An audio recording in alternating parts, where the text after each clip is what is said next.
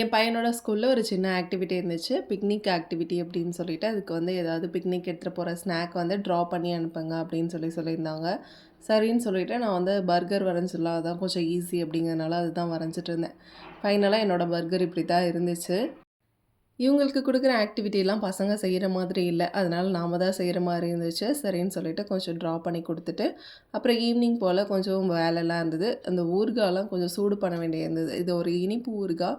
ஊர்லேருந்து குடுத்து விட்டுருந்தாங்க. கொஞ்சம் சூடு பண்ணி எடுத்து வச்சிடலாம் அப்படின்னு சொல்லிட்டு, அத சூடு பண்ணி எடுத்து வச்சிருந்தேன். அது போக வீட்ல பொடி அரைக்கிற வேலை வேற இருந்துச்சு. ஏற்கனவே அரைச்ச பொடி காலியாயிடுச்சு. சரின்னு சொல்லிட்டு அதுக்கு தான் ரெடி பண்ணிட்டு இருந்தேன்.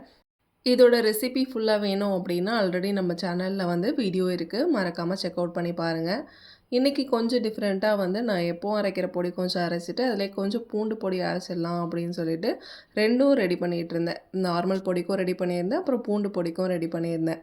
கொஞ்சமா மட்டும் பூண்டு பொடி ரெடி பண்ணி பார்க்கலாம் அப்படின்னு சொல்லிட்டு நான் ரெடி பண்ணேன். கொஞ்சமா அரைச்ச பொடியிலேயே வந்து பூண்டு நான் வதக்கி வச்சிருந்தேன் தட்டிட்டு. அதையும் அப்படியே அரைச்சு எடுத்துக்கலாம் அப்படின்னு சொல்லிட்டு நல்லா அரைச்சு எடுத்துக்கிட்டேன். இது கொஞ்சம் சாஃப்ட்டா இருக்கிற மாரி இருந்துச்சு. அந்த பொடிய விட இது கிறிஸ்பா இல்ல.